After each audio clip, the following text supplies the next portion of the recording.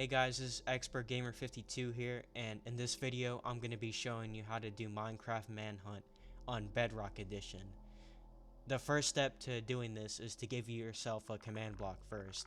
Now you can just simply type in this command in chat and it'll give you a command block. Now after you've retrieved your command block, we're going to set up the Speedrunner Tracking, so with a compass. So you can simply bury a command block in the ground, preferably 3 blocks deep, and then label this command block Speedrunner to make it easier for you. And then to change the block type to repeat, set the redstone to always active, and then go to command input, and then type in /execute space the speedrunner's username space squiggle squiggle squiggle space set world spawn squiggle squiggle squiggle. And then you'll see those coordinates will spam the chat, and you can actually get rid of this by typing in /game rule command block output false. Now what this will do is it'll make the spamming stop and it'll disappear. You may have to give it a few seconds though, but it will disappear and you won't have to have your chat spammed during the game. Now, we're going to make sure our compass tracking works at any distance. Now, you can do that by standing on top of the command block you just placed. Look for the center coordinates, and then record the coordinates diagonal to the center. It could be any diagonal, just record 2 diagonal coordinates, and that's all you have to do. And then, after that, you can go into chat and then type in the command /ticking area add, and then your first set of coordinates, and then your second set of coordinates.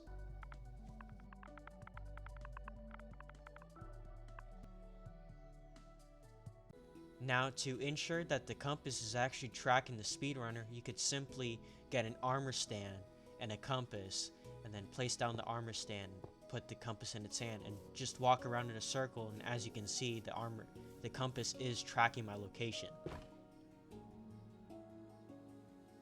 The next thing we're going to be doing is setting the hunter's spawn point. Now, the only reason we're going to have to do this is because the world spawn has been set to the speedrunner's location, so we're going to have to give the hunters a place to spawn once they die. You could simply just place a command block in the ground and then name this hunter spawn to make it easier for you, and then set the block type to repeat, set the redstone to always active, and then type in the command input /spawnpoint, and then put the @A, and then the coordinates on top of the command block. And then once we click on it, you can see as it works.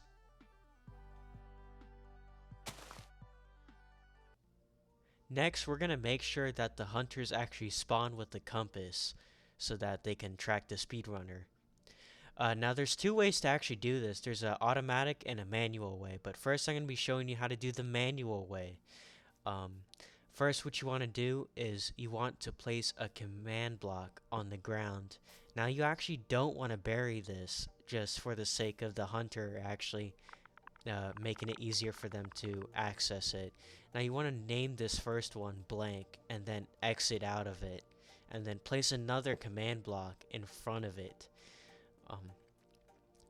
and then you want to name this one compass, and then after that you want to set the block type to chain, set the redstone to always active, and then after that you want to go to the command input, and then you want to type in /give @A bracket name equals exclamation mark speedrunner's username bracket compass. Now what this will do is that it will give everybody except for the speedrunner a compass, so that the speedrunner doesn't get them one himself. And then you place a button on it, and then when my assistant Valkyria XD goes to press the button, as you can see, he receives a compass, but I didn't. and with a confirming head nod. Okay, that is the manual way. Next, we're going to be doing the automatic way, which arguably is the more convenient way to do things, to be honest. Um, Now what you want to do is place a command block in the ground that you bury, and then just dig out a hole 2 blocks adjacent to it, and then you want to place the command block exactly as I placed it. And then you want to name this one point to make it easier, and then to set the block type to repeat, and then set the redstone to always active, and then type in the command input /test4 @p bracket r equals 5 bracket.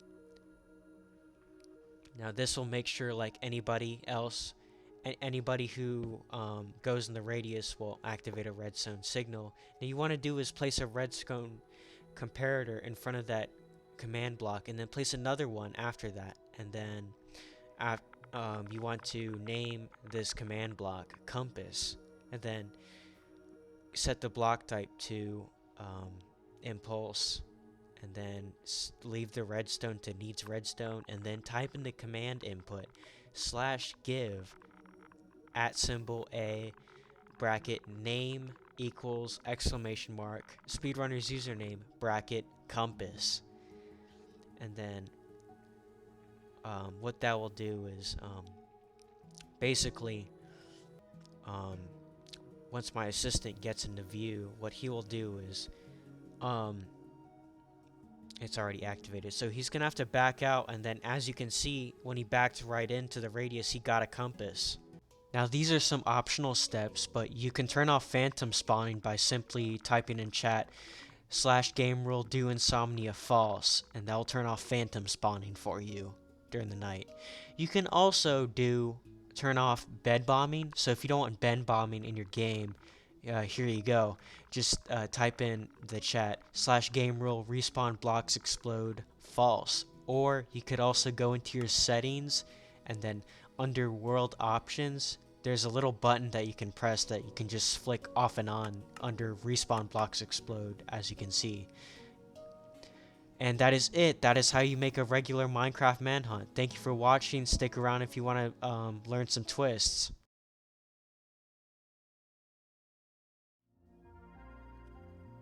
Okay, now I'm going to be showing you how to do your Minecraft Manhunts with twists.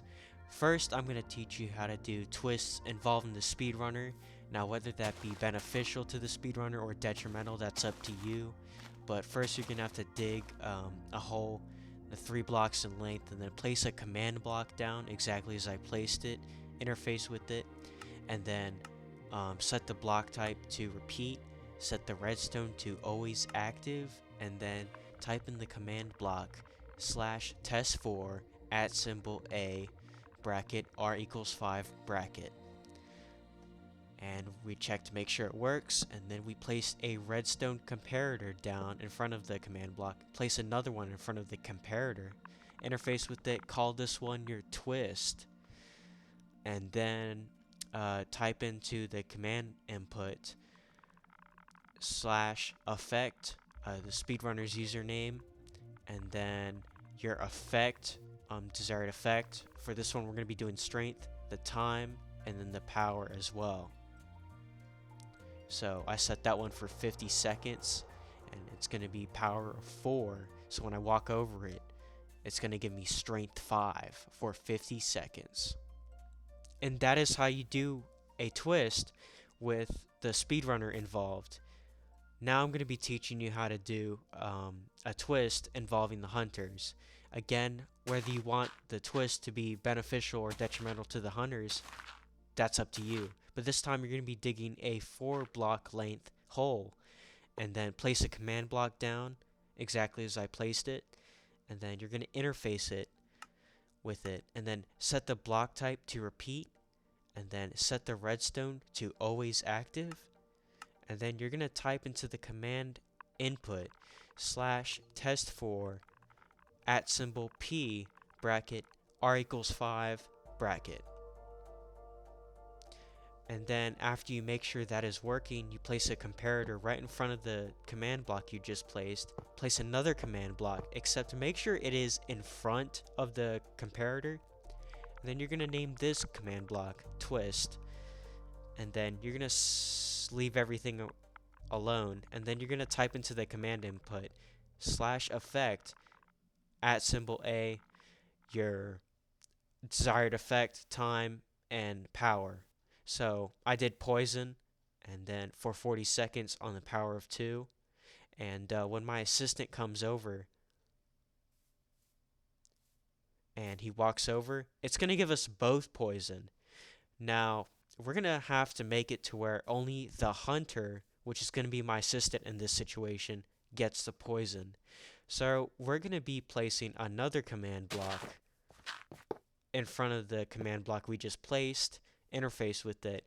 You're going to name this one runner just to make it easier for you. Set the block type to chain, and then type into the command input /effect the speedrunner's name clear. This will make it to where only the hunters get the desired effect and you don't. So after we bury that up, and then my assistant goes back into the radius, and I do as well. Okay, I guess I get the strength effect first, but as you can see, he gets the poison effect and my effects are cleared. And that is how you do it. Thanks for watching. Make sure to like and subscribe.